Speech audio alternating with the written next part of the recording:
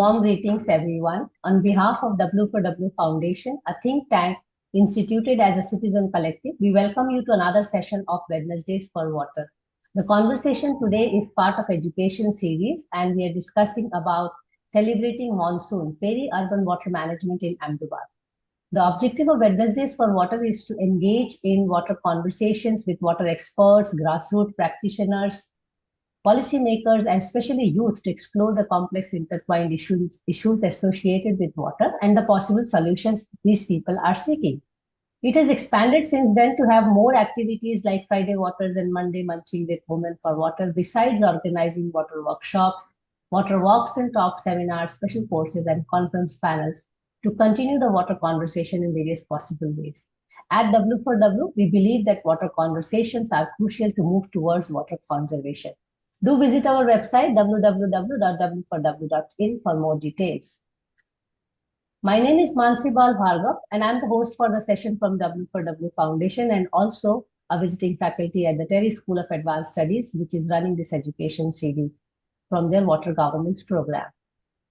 As we know, today we are discussing a very interesting water studio or water project that happened in Columbia University, and I'm really curious how they really got into the project and all. And to discuss that, we have Professor Sonal Beri, Professor Sandro Marpillero as speakers and educators of the course conducted at the Graduate School of Architecture Planning and Preservation Architecture, GSAPP, in Columbia University in New York. And we shall also discuss with Linru Wang and other students of the workshop if they are joining today as alumni of the program. So before I invite Sonal and Sandro, first of all, deep gratitude for them to really agree to do this session and also share their insights and experience from the water program which they conduct. And before I invite them for their presentation and a brief talk before that, let me just give a brief outline of both the professors, and later on I will introduce our discussant. Sonal Beri is an architect urban designer with over 2 decades of experience, and she's founder partner of SOSA, SOSA. Sonal has been principal architect and leading significant projects in the Office of Architect, Engineer, and Artist Santiago Calatrava, after contributing to Chicago office of Skidmore, Owings, and Merrill under her latest role of design leader at NBDJ in New York. Her projects have won several awards, including German Design Award, Iconic Award, IFA Award, and the list is endless. But she has guest lectured at many universities, including Harvard University, Urban Design at University of Illinois, Chicago. And I'm going to put the entire bio on the chat box, but just to keep it short for today. And may I now invite also Sonal to give her initial remarks, and then I'm going to invite Sandro for the initial remarks. So Sonal, very simply, why exchange program and why Ahmedabad? Over to you. Okay. Well, I think water is a global crisis, whether it is in the US, floodings in New York, or in Ahmedabad. We are seeing the same patterns all over the globe.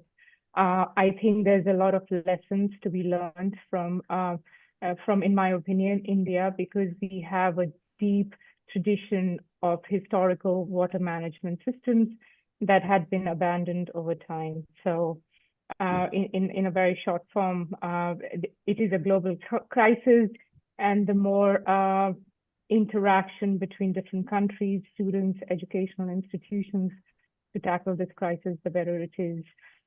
In terms of why Ahmedabad, I was teaching in Ahmedabad in 2018, 2019, when Anantu was just starting. I was one of the core faculties there, and I noticed all these water bodies spread out every kilometer and a half away. And it is a semi-arid zone. And while it was very fascinating for me to see so many water bodies like those lakes, they were all filled with garbage. And that was deeply disheartening and distressing. And so I reached out to Sandro, who has worked extensively in New York with water, with lakes, to see if we can do something about it. We had a brief conversation back in 2020 with architect B.B. Doshi, who insisted to us that we should try and connect the institutions like connecting water, right? Okay. To do something about this. So that's how the whole program in Ahmedabad came about. Okay, wonderful. Let me just get Sandro on board with a brief introduction of his, and then I'm going to ask him very similar question. So, Professor Sandro Marpillero is a founding partner of SOSA as a fellow of the American Institute of Architects. He is registered in the US and Italy with more than 40 years of professional experience.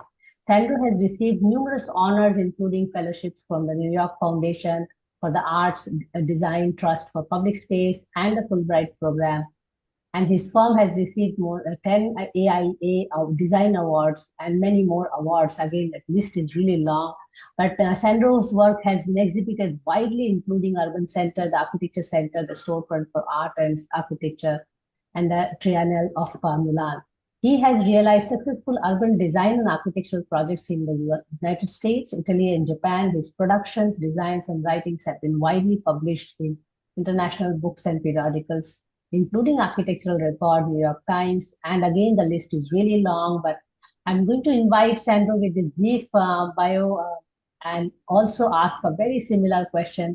Sandro, when Sonal reached you with this idea of Ahmedabad and also this exchange program, and you were already established with your water, narratives and inclination, how was it and how did you really go ahead, both of you, and you started planning for the project? Thank you, Mansi, and thank you also for organizing this opportunity for us to share some of the work we have been doing.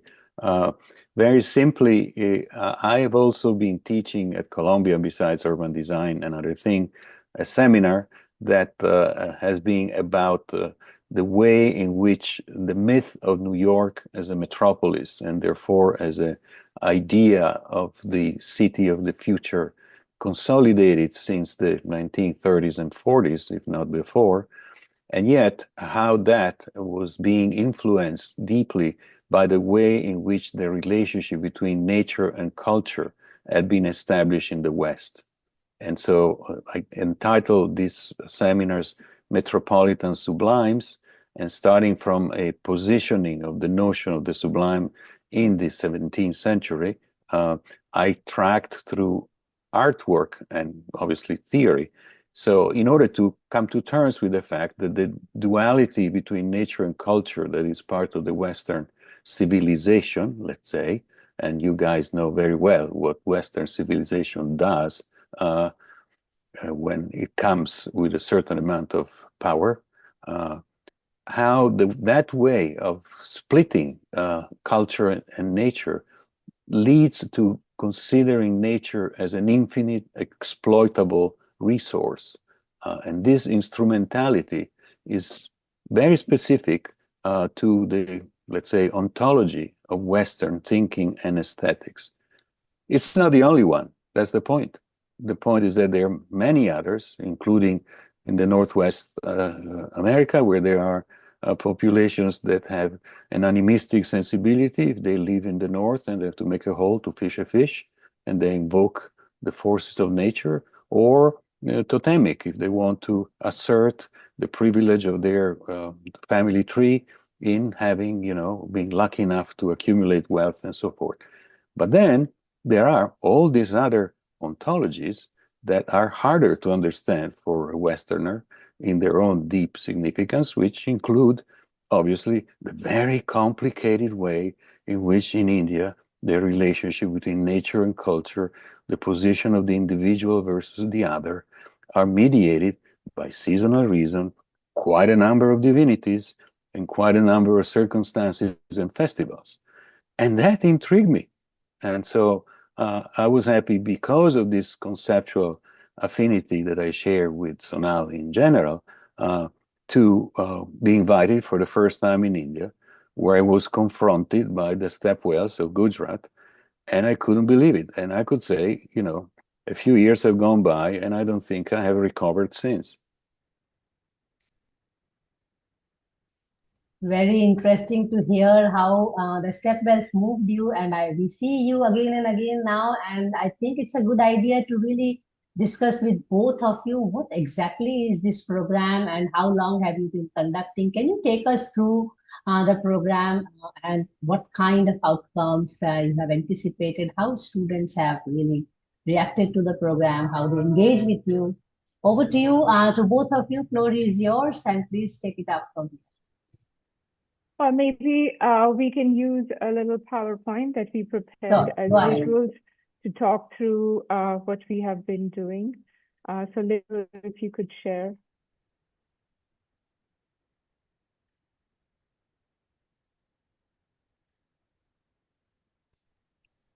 So, okay, I will start sharing the presentation. The cover sheet. Yeah. Yeah, so Okay. our engagement with India over the issue of water crisis, and really we are looking at it as through the lens of celebrating the monsoons, happened in two stages. The first was a summer workshop in 2023, where it was a 3-week workshop, 1 week at GSAPP back at Columbia University of intense research, and then 2 weeks in Ahmedabad. And that was something that we conducted along with Anand University, and we'll walk through some of that work. And then the second part was we used the research developed in the workshop as a basis for a studio, which happened last spring in 2024, a 10-week intense studio that Linru here was a part of. There again, the students traveled back in Ahmedabad for a week for an intense week of site visits, meeting with different constituents, actors, agents around the issue of water. If you go to the next slide, Linru. This is really preaching to the choir. Sorry, I think it's lagging a little bit, but we will play as you speak. Sure, no problem. But, we all know this. I think it's a statistic that everybody here on this forum would know that India is in a deep water crisis. It's home to 17.5% of the world's population, but has only 14% of the world's resources. And according to WRI, it's estimated that 600 million people in India face high to extreme water crisis. But the water crisis, if you go to the next slide, then we'll, it's not just, this is again from Aqueduct, different countries' rankings, and you see India in the deep red, but the water crisis is not specific to India, it's a global crisis. And I want to point out one thing here is when we think of water crisis, we think of surface water. But there is a crisis in the groundwater. We are extracting too much groundwater. India is one of the countries that extracts the most groundwater, followed by US. So, I think going back to your question, Mansi, about why this global exchange, I think this map tells you why we need to look at the water crisis through a global lens. Yeah, one small thing. As much as the United States are orange here, the reality is that there are already very clear symptoms of serious crisis that could approximate the one that we know is going on in India in terms of the drying up of water wells and aquifers. So, these maps are, general maps. You wouldn't want to be deceived by the even spread of an orange, like you wouldn't want to be happy about an even spread of the red as a per recent events in political story. Go ahead, sorry, Sonal. Yeah, sure. Go. Next slide, Lynn. Yeah, I'm just waiting for.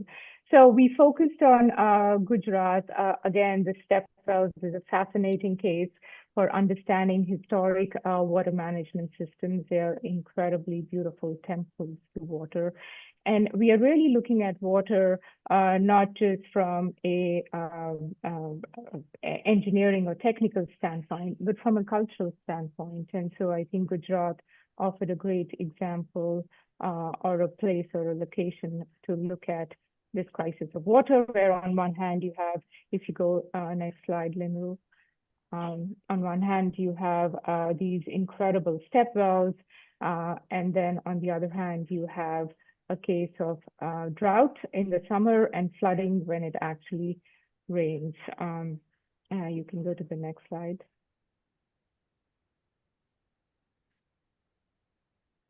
And so here, what we are seeing on the screen is when you go to the countryside, you see all these villages that on the screen are blobs of white, and each village, each settlement had their own talab, right? A rainwater catchment talab. And then it was incredible to see, one, how in the field, in the landscape, they're very equidistant, they're spread with some sort of logic, and all the roads, which also act as paths for water drainage, converge towards the water bodies or the ponds. And that was a really fascinating system to see. Now, when you have this field of water bodies, if you collect all that water, it would make a river. So in a very dry desert area, these really are parts of the river, and they also do a very important task of recharging the underground aquifer. Next slide, Wendy. And so as these villages get consumed by urban development, this is what we see on the images on the upper right from 2001 to 2020. You see how slowly there is encroachment, real estate speculation, and either the lakes are covered and developed as developable land, or on the other side, the left-hand side, you see a certain kind of beautification aspect to lake development and rejuvenation. So we really, in our studio, questioned all of this that was happening around these historic lakes. And at the same time, the city was flooding when it rained. Next slide. So, Sandro, maybe you can talk a little bit about our engagement with Anantu at this point over the workshop. Oh, come on. I thought that you were the one that used to be engaged. What do I know? I parachute. I can only say that, in the center of this photo, there's a smiling David, which I'm very glad has joined us. And I know that he managed to collaborate with a group of students. What happened is that we arrived there with 3 groups of students that work in New York, and we encountered 21 undergraduate students. So that pragmatically what happened is that our 3 teams started to work together with groups of 7 students from there. And I think that it was fantastic. I mean, I think that created an intense moment of communality, also because we shared the first week of traveling together and therefore visiting stepwells and so forth, but then also being hosted by the university and having a space which was kindly put at our disposal so that the interaction could develop, and it could develop very, very, I think, productively. And I hope that then David is going to talk about it if he's still with us later on, because his group in particular established a very close relationship. My way of summarizing it with a little joke is that imagine that, as you know, many of the students have Vespas and motorcycles, and that became, a fantastic way to be experiencing the wild traffic of India on the part of our students, but also reaching incredible places that we certainly would not have been able to do collectively with a larger car. And so that, I think, was productive. And the photo was taken at Le Corbusier Mill Owners Association building in Ahmedabad, which is an incredible building. Mr. Doshi believes that it's the best building in the world, and same as Frank Gehry, frankly, who said it. And we were very lucky to be given the 2nd floor for an exhibition of their work. And this photo was taken the day of the exhibition was opening. And as you can see, there is a certain amount of happiness and satisfaction on the part of the, critics that are lining up on the back behind the balcony. Next. So these are images of the exhibition. There were scrolls on the floor that were continuing the thrust of this incredible ramp that allows to reach the first floor, the second floor of the building. There is a reproduction of the banner with the names, of course, of the students and their manifesto, which is very poetic. What will you do without water? If water separates from anything, all-knowing, you humans yearn to control it. Borderless, with rims of its own, birthing traditions and rituals only to be replaced anew in justice or convenient injustice, to sip the last drop. Rivers protest their march. The land refuses the gift. Where does water go when we draw? I think it was very beautiful, and the work was very beautiful. We had to invent a way to display it because you cannot put a nail in Corbu's building, and so we invented this way of hanging their beautiful collages, and every team had their own way of having that, and to have a projection of one of their videos, which were the two deliverables. Next. We were given the opportunity to reinstall this at GSAPP. You see here the spread, so to speak, of the report that was produced and distributed, as you see in the lower left, and the exhibition that had, as I said, their work and a number of videos, while, you know, a very, very warm reception was going on at the lower level. You see people down there on the stairs. Next. Well, getting to the substance of it, what we learned from Akshay, by the way, who's a fantastic collaborator in all this endeavor, is that essentially there are very many agencies, overlapping jurisdictions and institutions that work on and around lakes, and that issue of governance ends up being a crucial question in terms of what can happen in terms of the lake's conservation or utilization without that duality, again, nature, culture in a certain way, in a Western way, either of occupation and exploitation of the lakes or beautification. And that seems to be a trajectory affected by these complications that happen at the level of governance. Next. So here's the situation. Ahmedabad, the historical line on the left, grew along the Sabarmati River, and after the partition, it exploded completely. In fact, we changed scale in the drawings, and it became a metropolitan scale, mostly expanding towards the west. Now, here you see in this map from the Planning Authority, those little villages with you know, the red dot and the yellow donut, which are precisely what Sonal showed you before, regularly spaced because each of them had their own watershed, collecting the water towards the talas, which are, you know, the shared lakes, and a very intelligent water management through the fields and through the cultivations, feeding the aquifer and so forth.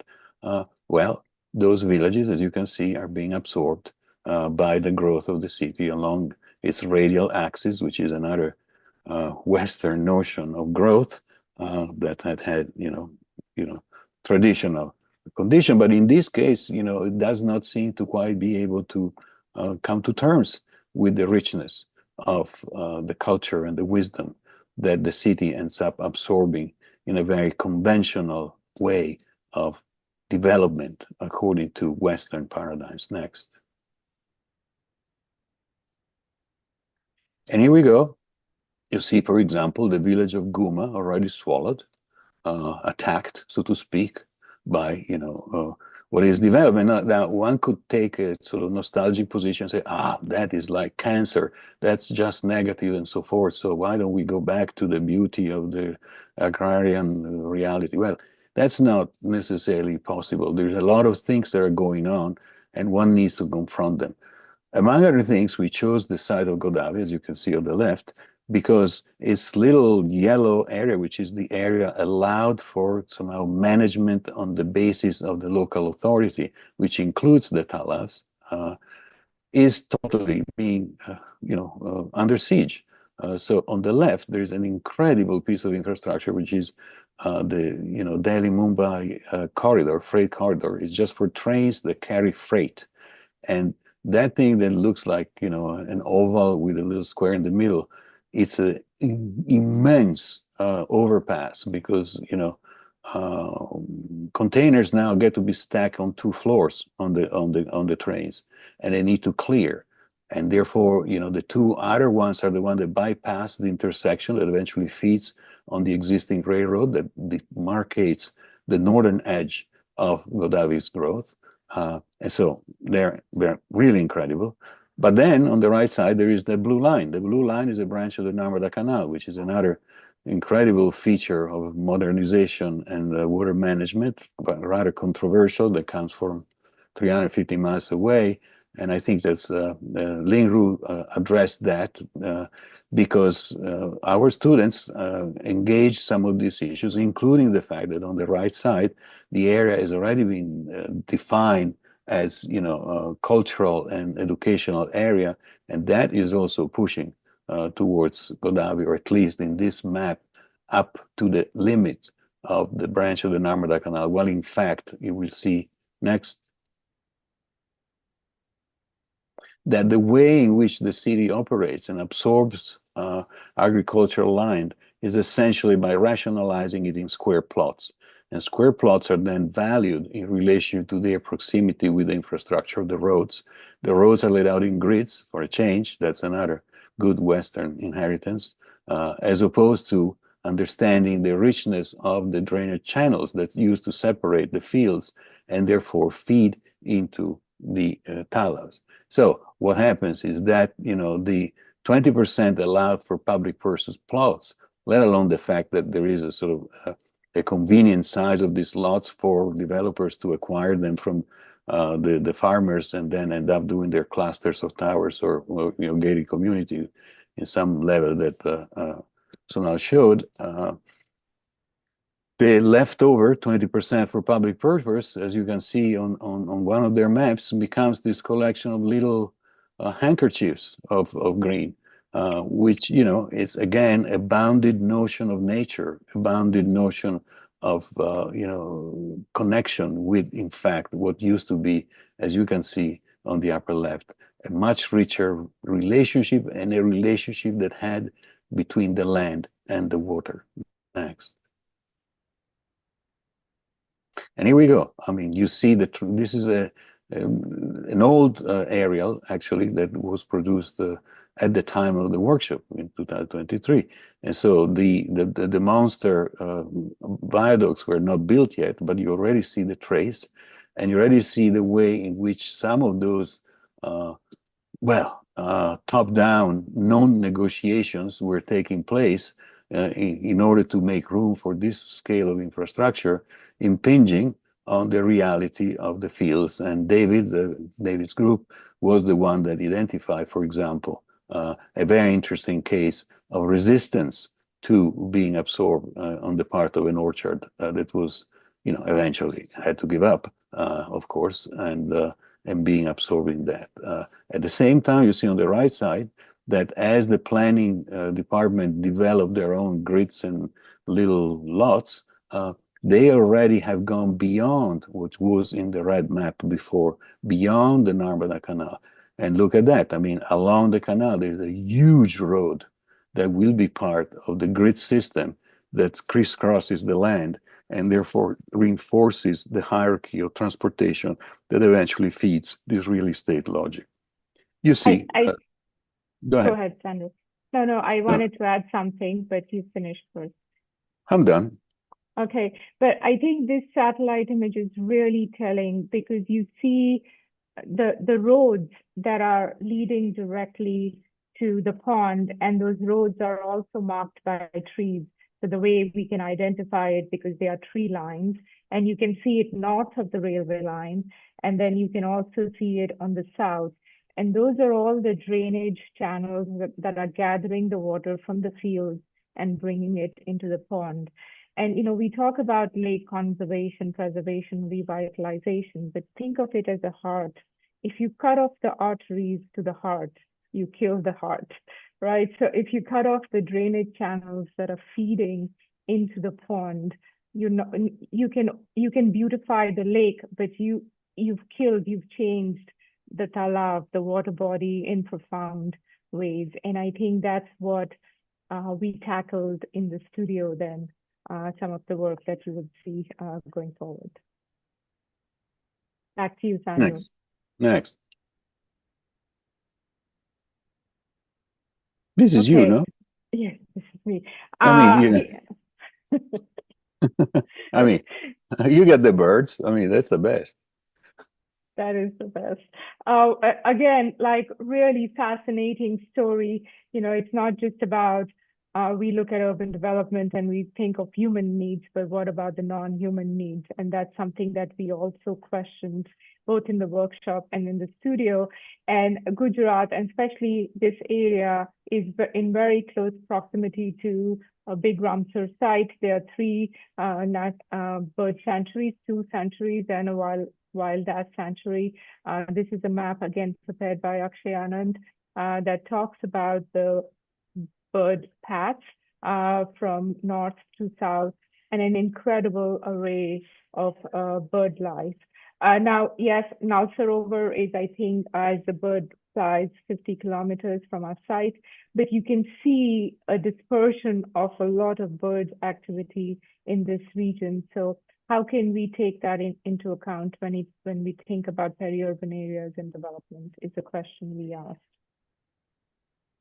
Next slide. And there you see, I was talking earlier on about the drainage channels, and what is so fascinating, you know, there is like 1 to 2% slope in the land, and people think of this land as flat, but there is nothing ever flat. And the farmers knew that, and they had this whole incredible network of drainage channels that connected the lakes and drained the water towards the Nal Sarovar. And there you can see at the bottom the general topography section from Godavari down to Nal Sarovar. This image is just highlighting one drainage channel. There are many that crisscross this land. Next. And again, you know, an image of where Godavari is in the red circle with the 3 sanctuaries, Thol, Nal Sarovar, and wild ass, and an incredible array of bird activities in this region that we should be mindful of. Next. So, you know, the questions we asked is it possible to envision a different pattern of development that uses traditional knowledge embedded in the land? Again, going back to your question, why Ahmedabad? Because there is a lot of traditional knowledge of water harvesting that we found there. And then can urban development take into consideration the role of step wells and talabs as generators rather than these bystanders standards in modern development? Next. Back to you, Sandro. Oh, it's me? Mm-hmm. Okay. Well, forget the Olympic mark because that is a very complicated story. It's going to be resolved probably soon whether Ahmedabad gets to be the host of the Olympics in 36. But apart from that, the important thing in this drawing is A, that you keep on seeing the villages at different proximities. Obviously, Godavari was a very important village. Look at their, you know, watershed reaches quite far and converges, or used to converge, as you see those lines, towards the talabs. Now, it was, you know, first interrupted by the railroad, just centuries, and then there's all these other interruptions that are going on. So then this map simply says, we wanted to look at the watershed as it reached and affected the conditions of Godavari, so that we don't limit the understanding of this town as the yellow donut alone, but we inscribe them in this larger scale. The numbers and the names and the titles of the projects just refer to the outcome of the studio, in which the range of topics had to do with reconnecting with the land, engaging the infrastructure in different way, where it is the transportation or the water infrastructure, or acknowledging the fact that there is a street and there is a tradition of markets along the street, and how those could be in relationship also with the Talav, or how the Talav as a sort of communal place could also be a place in which interfaith conversations could take place. So the range is quite vast, and I think that Linru is going to start now presenting briefly some of these projects as the outcome, which will be in not exactly in the same order, because it will start with Zihao, then we're going to go to Wei, and then we're going to bounce back with Linru to wrap up this portion of the presentation. Linru, please go ahead. Yeah. First of all, thank you for so far, and let me just introduce Linru before she presents her work as our third speaker and discussant for the day. And Linru holds a Master's of Architecture from Columbia University with a Bachelor of Arts in Architecture from University of Toronto. She has a background in urban studies and environmental studies. Linru has international experience in architecture and landscape architecture, having worked in offices in Copenhagen, Hong Kong, and Chengdu. Her interests revolve around ecological thinking in architecture and the cultural significance of the built environment within a broader context. So, Linru, welcome again, and thank you so much for taking out time. I know for young people talking about these critical issues, it's very difficult also, but at the same time for us, it is very encouraging when we see young people like you really being concerned. So first of all, your experience of being in India, Ahmedabad, and then how did you all proceed with the project? Over to you, Linru. Okay. First of all, thank you, Mansi and Sandro, Sonal, for this opportunity to speak about some of the project from the studio, and for to talking about this water situations. So I guess like I really appreciate the studio. So like thank you like also for Columbia in the second year at the school. We also had this topic about water issues, and it's more about like the context in New York State. And that was the first studio we did research outside of context of the city. And here water is delivered from the city to remote areas, and also like water is used very differently compared to living in the city and living outside of urban areas. So then when it comes to this final year studio, where we could explore more global issues that are residing outside of the US, I think it was like a perfect opportunity for us to think about this emerging trend of urbanization and development elsewhere with more apparent environmental issues, of course. And it provides us the opportunity to think about the relationship between human habitation, infrastructure, and nature. So I really appreciate that we worked as a team for exchanging information constantly throughout the course of the studio. I guess many of us, or many of the students from the studio, aren't very familiar with the context of Godavi and Ahmedabad at the beginning. And the conversations on water helped us gather research data and sharing maps and findings. So also working on both at both regional and territorial scale, from like tracing local canal to a larger river system like the Narmada River, or linking the Sabarmati River or like the river from project to Godavi's local branch. So I really enjoy zooming in and out on maps that keeps framing and reframing our research questions. So yeah, I think that probably this is an opportunity for me to jump into talking about some of our some project from our studio, and also like my project in the end. Yeah. I'll briefly, yeah. Go ahead, Linru. Yeah, go ahead. Sure. I'll probably talk a few points about Zhihao Xu's project. The project situates animal sanctuary within the area bounded by 25 meters high massive embankments of the new Mumbai freight corridor that was mentioned. And the field is in this area have lost their agricultural activities, being cut off from neighboring fields. And this project reinscribes the land to a new circuit of connection within the drainage channels, and provide also new uses for non-human actors. So briefly this one, and then one of my research partner, Wei Xiao's projects, he identifies two sites, and one in which the Doka branch, which is the local branch connecting the Talaf.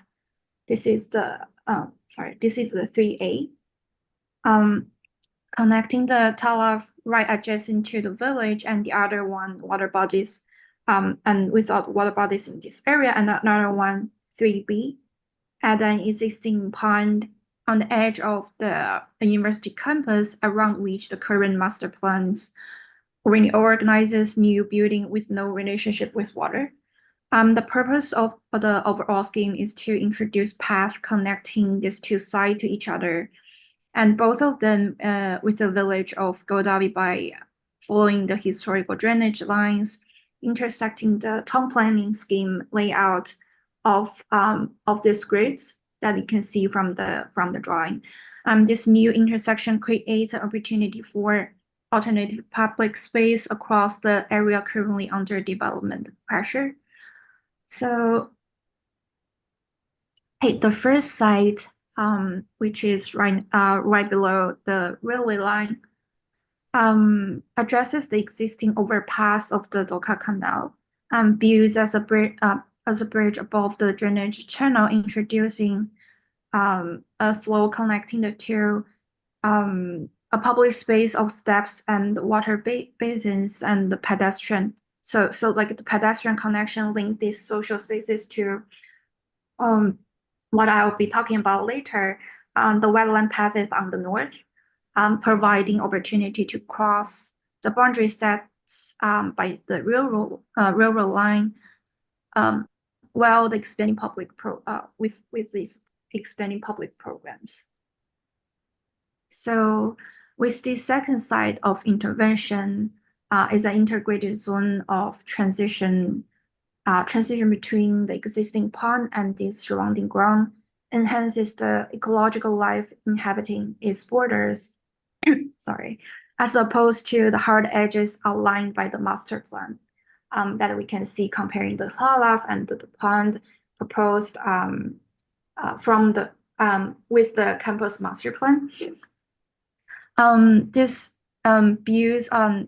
These buildings are like reoriented towards the Talaf, which is also connected by lines of water to another pond recovered in the middle of the new residential development across the street to the south that we're seeing here.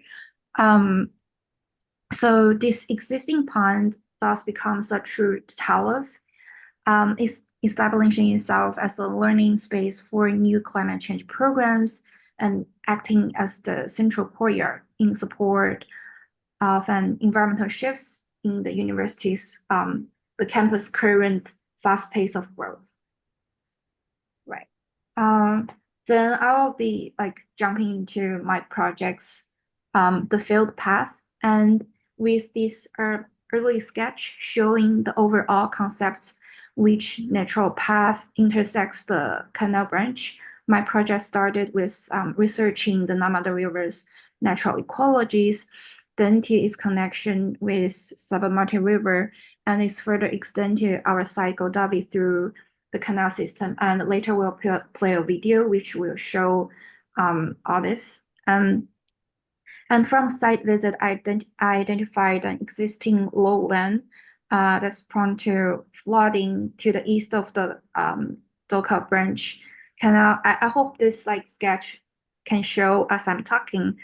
And being with easy reach of this existing high school located at the upper corner of this sketch, of this design, the site offers the potential for being an outdoor learning commons for environmental issues, and tries to enlarging the educational agenda of the high school.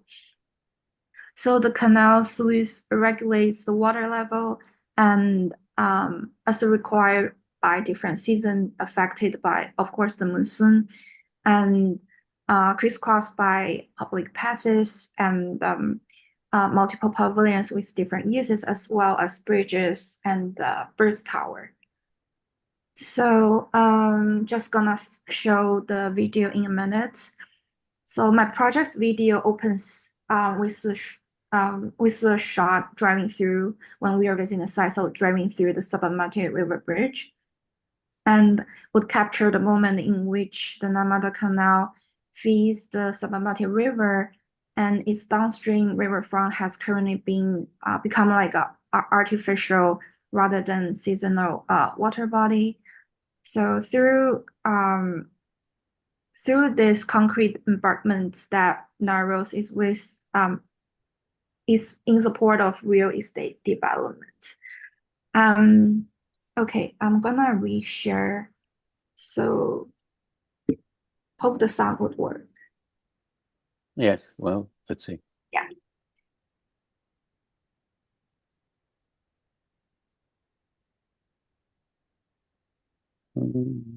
I don't hear the sound, Linru.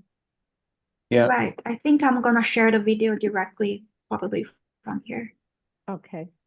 Um, And I also see Omer, another student of ours who was part of the workshop, joined. Hello, good morning, Omer.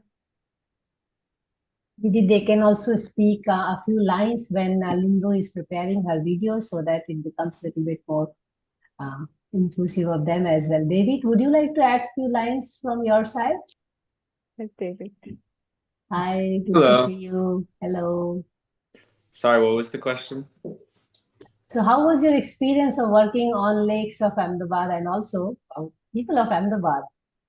I do remember taking you all for a walk.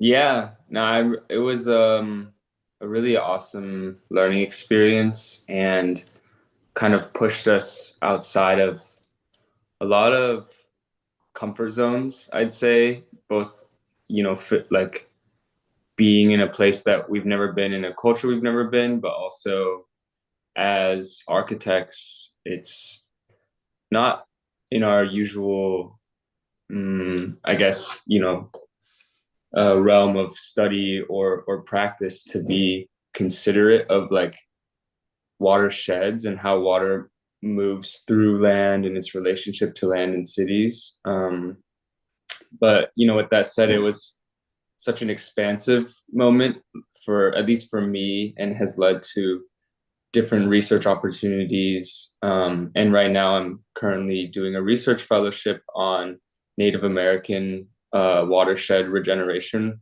projects. Wow. And so, the through line is very clear for me. And learning from specifically, like, I remember there was a moment when we were on a walk with you, Mansi, and you were asking us, like, why do we see lakes next to step wells? And that they're not separate, but they're very much integrated. And that moment for me was you remember. yeah, it was so special because it was a moment where you really understand architecture to be in service of something a lot larger. Absolutely.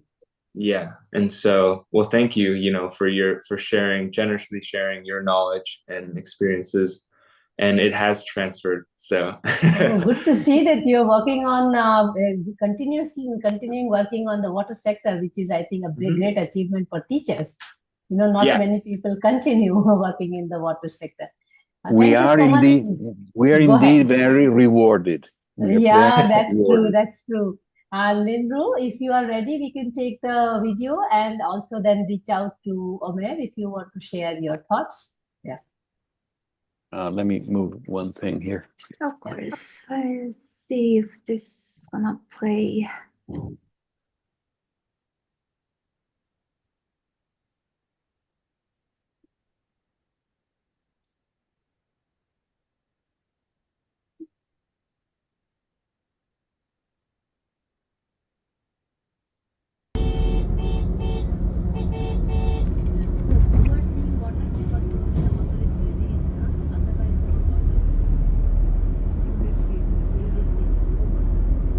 This is released from the dam. from the river for some reason.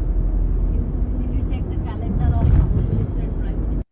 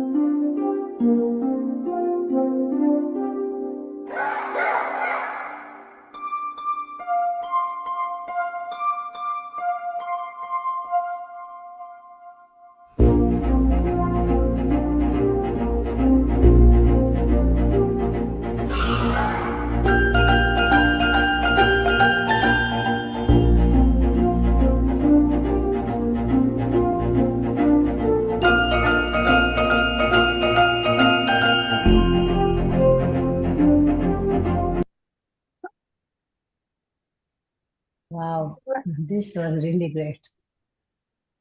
Yeah, it's my first time hearing that loudly. Thanks. And I think it was like really crucial. So like for me that visited the site, with also like Muncie, and we were like in the car speaking about how the river feeds into each other and feeds into probably the waterfront project. And I realized some part of the video blocked, but I hope that worked. And showing how the monsoon changed throughout in the past decade, and through the flow changed on the like the site that I discovered, and how the water stays on top of the land. Yeah, I think it really helped me from research into this identifying the site. I'm doing actual visit, either is on it through maps or like is like on-site visit. It really helped me pushing my like design forward. Yeah. If I may Wonderful. add, if I may Please go add ahead. something, Go also the use of the video and the temporality that brings in is, I think, something that in terms of the notion of architecture is fundamental. In other words, architecture is not only three-dimensional, it's not only space, but it's quadridimensional, because time is an essential role in defining what architecture is and can do. And I think that in the engagement with a seasonal phenomenon like the monsoon and the project that Linru did very clearly so in terms of the timeline and so forth, I think brings up this issue that the seasons and the notion of time are essential to understanding what architecture can do. Interesting. I mean, how beautifully the presentation is made to tell what students really learned and felt about the whole process of the project. This is really wonderful, marvelous. Do we hear something from Omer, or I can go and ask very simple questions to all three of you? And thank you for sending the book. Do I? Okay. Actually, a lot of the credit of that book goes to Omer. He did miss his flight to India. Ooh, but he's been working constantly with us on the workshop and also post studio production. So I don't know, Omer, if you want to share some of your thoughts from a different seat. Yeah. How's it going, all? So yeah, I didn't actually make it to India, unfortunately. But I guess regardless, the process has, allowed me to kind of, I guess, get to look at these sort of tensions we see, I guess, with people and water, where it's like, we have many who, if anything, have this sort of like reverence, and this very like intimate relationship. But then on the other end, and I guess this comes more so from like institutions rather than individuals or communities. But the sort of like top down, we want to control this instead. But as we can see, it's like water is not really, controllable by people in that way. Although maybe, temporarily, but at some point, whatever dam, whatever wall, it just doesn't work. So. Yeah. So well put, and I hope you visit India, and I will be very happy to take you around to take the whole project details again with you. But I want to share something very interesting from my own experience, because for me today's presentation also comes like life as a coming full circle back. 1998, 97, when I was doing my urban design thesis, Sandro and Sonal, and it was on this talab. And I was bullied left, right, and center, saying that this is not an architecture urban design entity to work on in urban development projects. And when I see now more and more architecture planning schools are taking up lakes and ponds and talabs as their studio projects and thesis projects, it really feels, it gives a sense of satisfaction to one side, thinking that, okay, now it's a part of debate of urban development. But on the other side, I see that probably we are taking a wrong track of train to talk about it as a debate, where you see a lot of lake developments happening, because I've been working on lakes for nearly 3 decades. And it's really very heartening to see when more and more people talk about it, and more people realize this very essence of interconnectivity of these water bodies and the relationship. So I am hoping that you people are coming up with more water projects in India, because we are running almost closure time. I would like to take a last round of few lines from all three of you. We can start with Sandro about your experience and what next coming up in India with some more exchange program. That's right. Go ahead. That's right. Linru, next slide. Come on, because in the slide we said and beyond, right? I mean, we studied Gujarat, and we are trying to. Oh, you already really have it. No joke. I mean, okay. Next, if we can. There you go. There you go. This is our next target. Wonderful. Okay, wonderful. Next. I know we're running out of time. But yeah, you see, Bangalore is really, really in a very strange situation at this moment. Well, it is a very strange situation because it is, tech city and so forth, and GDP and whatnot. But the interesting thing relative to the monsoon, we're still staying on the west side, But you see, Yes. not much of it goes up to Gujarat, Yes. but Yes. quite a bit when it hits, the southern India, makes it across the mountains, and therefore the lower portion is going to have an increase in water phenomena. And Bangalore has a tradition next. I'm going to go fast. Among the worst hit cities in the country, by the way, Bangalore, Chennai, Hyderabad. Yeah, and Sorry, one of the most. No, doesn't work. There's It's a just delay. a bit lagging. Yeah. All right, there Okay. you go. Yeah. So fortunately, we're working together with Well Labs, which is an organization, Yes. fantastic, that has provided us already for a lot of support, including these very beautiful maps in which you see how Bangalore is the city of lakes. And at the same time, though, that's the, as you see on the right, it is a city where, as I said earlier on, in terms of the governance, very many different entities are controlling different lakes to begin with. And things get to be very complicated in terms of understanding how the city works in terms of a balanced circle, which is one of the research they're doing. In any case, what we got intrigued, based on our understanding of the way watershed works, is that within the boundaries of Bangalore, there are watershed next, yes. And we took one of them under consideration soon. Wonderful. Great. Soon. So Yeah. I hope you are getting all your students very soon to India, and Bangalore is definitely a worth studying place, just like Ahmedabad. Hot In seat 2 of words, water crisis. but in 2 words, you see, as opposed to the Western notion of the city that expands as rings, and in fact also the plan that Bangalore had at this sort of strange green ring, the point is that with the city that grows, one has to look both in terms of watershed and in terms of peri-urbanity. And that's what Yes. we're doing in the direction of that development corridor, which, by the way, also includes the new airport, but goes in an area that is mostly agricultural, with its own watersheds in its own lakes, and what can be done about them next. So Yalahanka was fully flooded up to first floor, 1.5 floors just Yes. recently.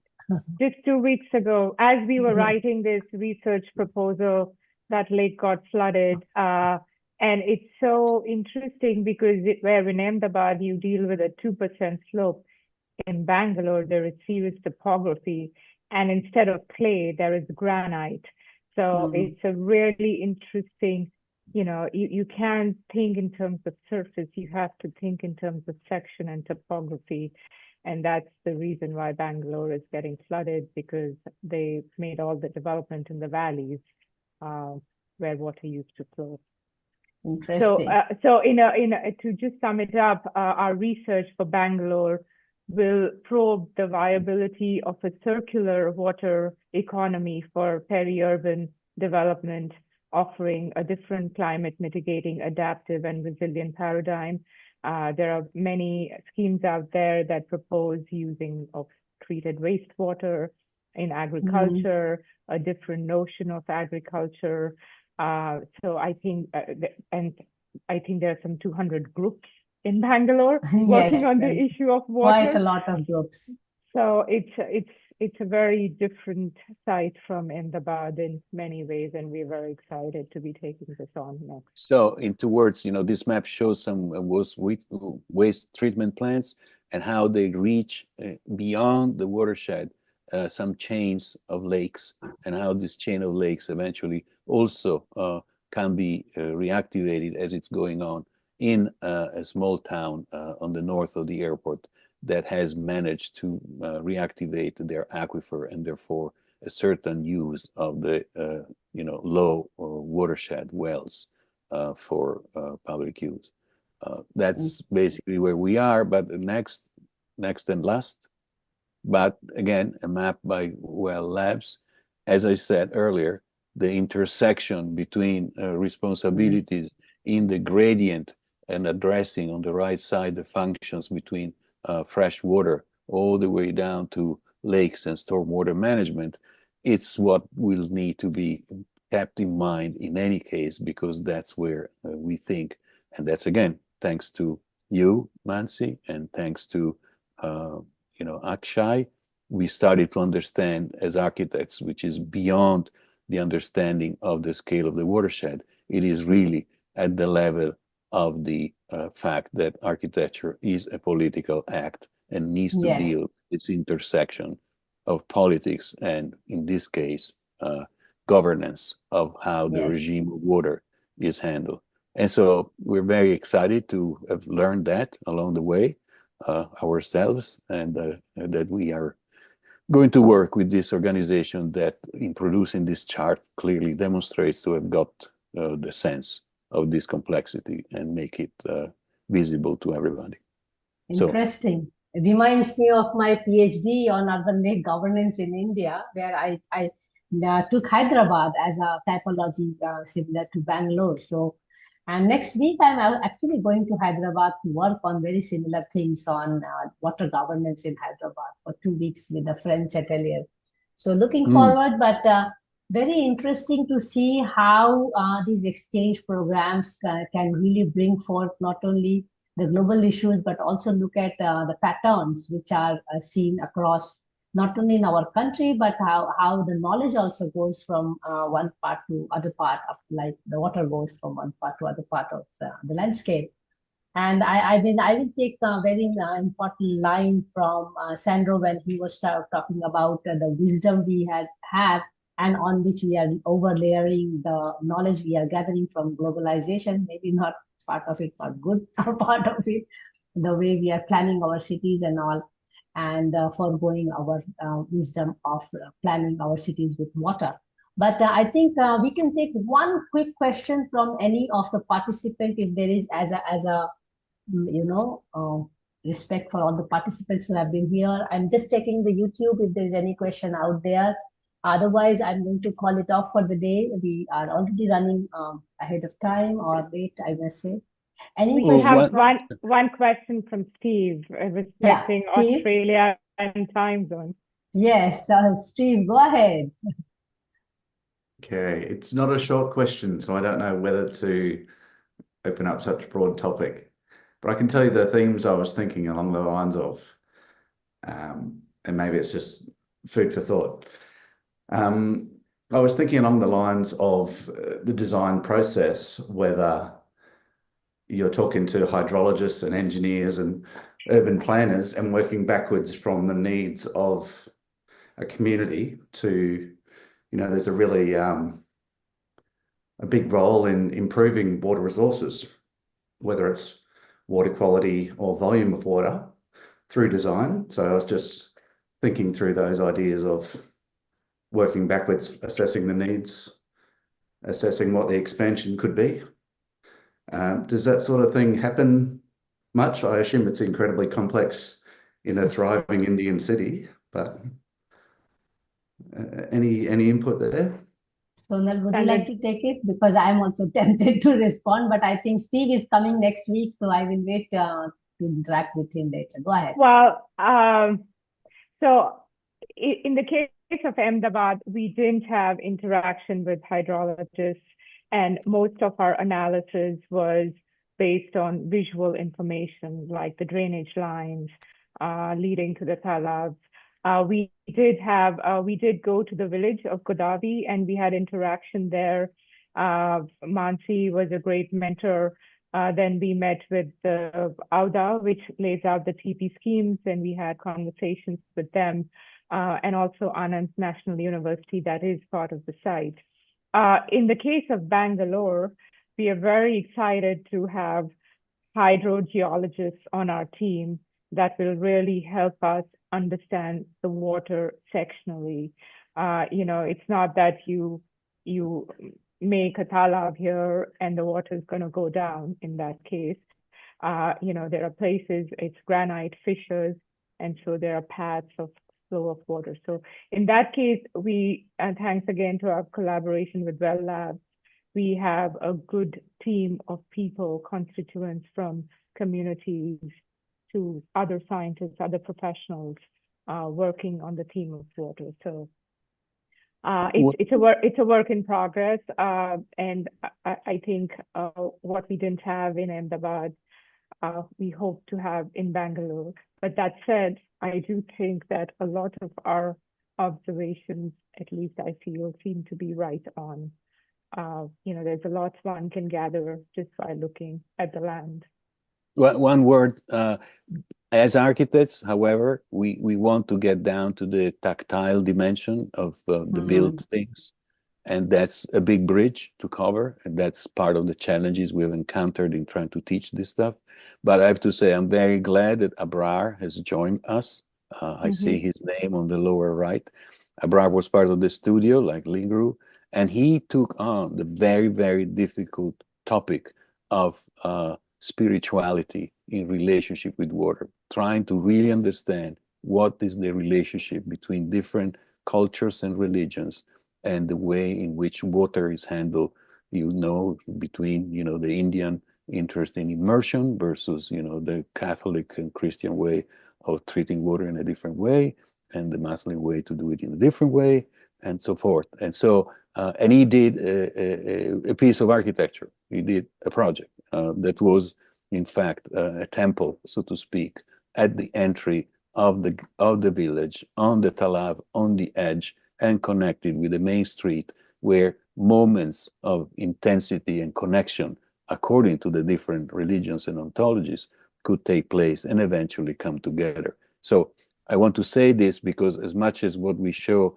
seems to go wide or maybe too wide, from politics to territoriality to, many other phenomena, at the end, it's because we think that the very notion of public space in architecture needs to be reconsidered in the sort of tangling and layering of these multiple realities. And so, in a way, we still want to believe, without going back to modernist illusions, that there is a political dimension of architecture, even when you get down to the tactility of materials.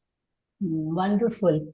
And also, just to add to what Steve, you were saying, when we are designing and doing these waterfront developments and water, I think much of the limnologists and hydrologists are really on a tokenism basis. So even if we had met them and with the students here, that would not have really had deeper impact unless and until they were really sitting through to enlighten the student. But given a time frame they had in the studio program, that was not possible. But yes, in main planning and designing of waterscapes in the city, I think we are still far from having these experts on board.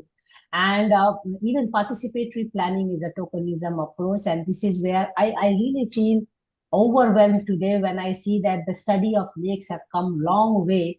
Because in 1997-98, my thesis was actually considered one of the first thesis done in architecture planning on lakes. And I'm called Talavadi Bain, by the way, in Gujarat. So a woman who studies lakes and ponds. So that way, if I see 30 years or nearly 30 years, I feel at least now it's a subject of debate in urban development. And it's a slow process where talabs become integral part, or the nature of talab is integrated into urban development. We are still doing concretization of water bodies. One of the lakes is getting filled up to become an amphitheater, which was one of the early lakes which was developed in Ahmedabad city. But we can continue talking on lakes. Trust me, it's my favorite subject as well as research subject. So I can go on and on, but for now, we have to call it off for the day. Before I do that, I must say thanks to Sandro, Sonal, and Linru, and especially all the students who have also come forward, David, Omer, and I see Abrar is also here. But especially all the participants who have been joining us in Wednesdays for Water. We have 320 sessions old, and we are going strong. At least we have all the sessions booked until December now. So we know that we are going until December end. So thanks a lot to all of you. And before I close that session today, it is a duty that I should announce the next Wednesdays for Water is on November 28th. Do join for the IASC series for a discussion on optimizing biology-driven water cycles and climate, and where Steve is one of our speakers and Ali is also a speaker there. Details will be on the website. This week, we have an interesting session on water reading club on November 15th, when we talk about Water, the Essence of Life, which is a book reading session. And we have again speakers from all over the world with different time zones. And I'm really looking forward from Europe to Myanmar to India and to far to New Zealand. So we are really looking forward to this Friday session on Friday Water's book reading. Thank you so much, all of you. Please take care of yourself. And once again, thanks Sonal, Sandro, and Linru for the wonderful presentation. Thanks a lot. Thank you. Thank you all. Thank you, Thank Marcy. you. Thank you. Thank Bye-bye, you. everybody. Bye-bye. Bye.